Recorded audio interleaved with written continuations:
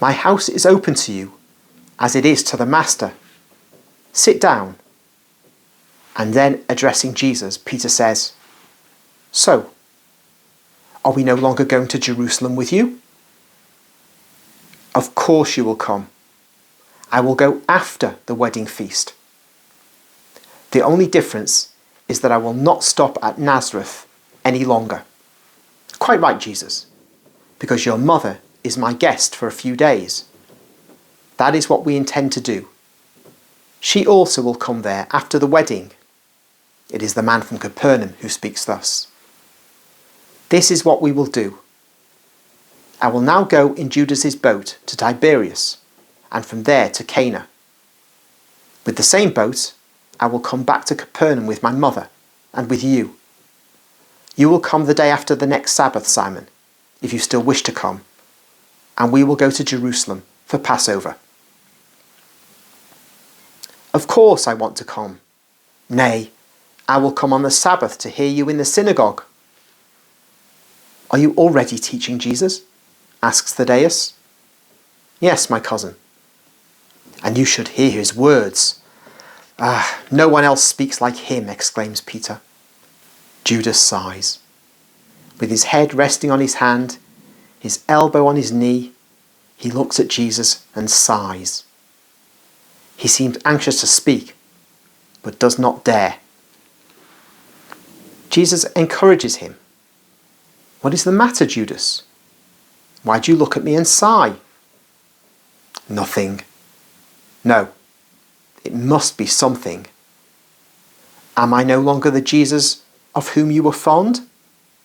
From whom you had no secrets?" "Of course you are. And how I miss you, you, the master of your older cousin." "Well then, speak." "I wanted to tell you, Jesus. Be careful. You have a mother. She has but you. You want to be a rabbi, different from the others. And you know better than I do that the powerful classes do not allow anything which may differ from the customary laws that have been laid down.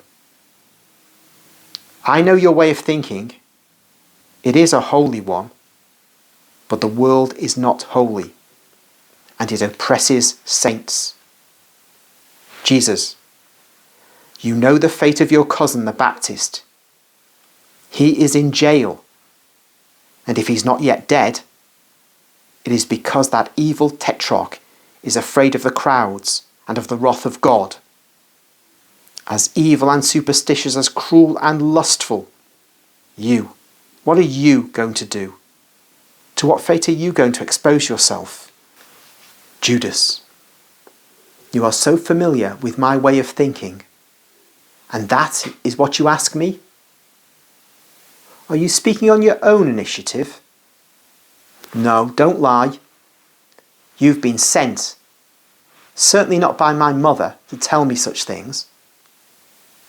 Judas lowers his head and becomes silent. Speak, cousin. My father, and Joseph and Simon with him. You know, for your sake, because they are fond of you and Mary. Do not look favourably on what you intend doing, and they would like you to think of your mother.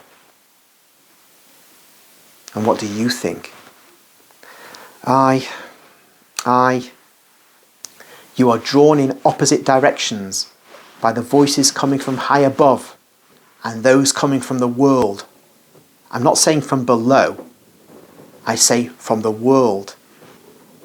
The same applies to James, even more so. But I tell you that above the world there is heaven, and above the interest of the world there is the cause of God. You must change your ways of thinking. When you learn to do that, you will be perfect. And your mother? Judas. She is the only one who, according to the way of thinking of the world, should be entitled to recall me to my duty as a son. that is, to my duty to work for her and provide for her material needs, to my duty to assist and comfort her with my presence. But she does not ask for any of these things. Since she had me, she knew she would lose me to find me once again in a much wider manner than the small family circle. And since then, she has prepared herself for that. Her unreserved voluntary donation of herself to God is nothing new. Her mother offered her in the temple before she even smiled at life. And, as she told me the innumerable times she spoke to me of her holy childhood, holding me close to her heart in the long winter evenings or in the clear starry summer nights, she gave herself to God since the dawn of her life in this world.